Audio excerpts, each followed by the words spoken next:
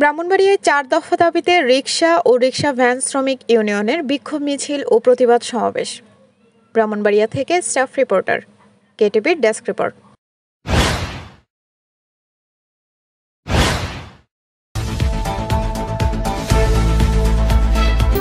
Kasba TV, হৃদয়ে বাংলা। ব্রাহ্মণবাড়িয়ায় প্রকৃত রিকশা শ্রমিকদের লাইসেন্স প্রদান সহ ৪ দফা দাবিতে বিক্ষোভ মিছিল ও সমাবেশ করেছে সদর উপজেলার রিকশা ও রিকশা ভ্যান শ্রমিক ইউনিয়নের নেতাকর্মীরা।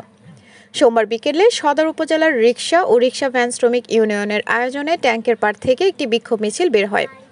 মিছিলটি শহরের বিভিন্ন প্রধান সড়ক প্রদক্ষিণ শেষে প্রেস ক্লাবের সামনে এসে এক প্রতিবাদ সমাবেশ করে। সমাবেশে ব্রাহ্মণবাড়িয়া রিকশা ও রিকশা ভ্যান শ্রমিক ইউনিয়নের সভাপতি রফিক মিয়ার সভাপতিত্বে বক্তব্য রাখেন রিকশা ও রিকশা ভ্যান শ্রমিক ইউনিয়নের সাধারণ সম্পাদক মোহাম্মদ শাহিদ মিয়া, অর্থ সম্পাদক জাকির হোসেন, সংগঠনের উপদেষ্টা ইমরান হোসেন জয়ন্ত, সাংগঠনিক সম্পাদক দেলোয়ার হোসেন সহ প্রমুখ। এ সময় বক্তারা বলেন, ব্রাহ্মণবাড়িয়ায় বিগত সময়ে পৌরসভা থেকে ব্যাটারি চালিত অটোরিকশায় যেসব লাইসেন্স দেওয়া হয়েছে তা প্রকৃত রিকশা চালকদের দেওয়া হয়নি।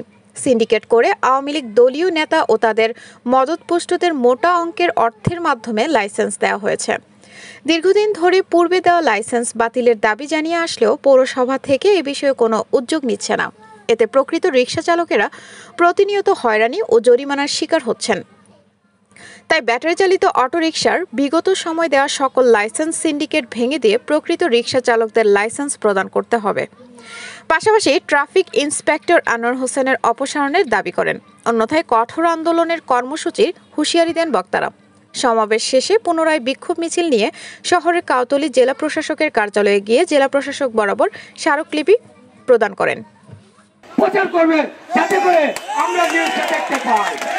সিন্ডিকেট করে টাকা পয়সা খায়া আওয়ামী লীগ সরকার কালে যে লাইসেন্স করে দিয়েছে তারা আবার এই লাইসেন্স করে দিতে চায়।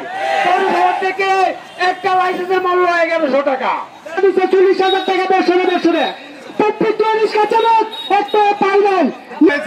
আমরা জানি আমাদের তারা যে রক্তময় সংগ্রামের প্রতিবাদ করতে গিয়ে তারা নৃশংসভাবে গুলি করেছিল।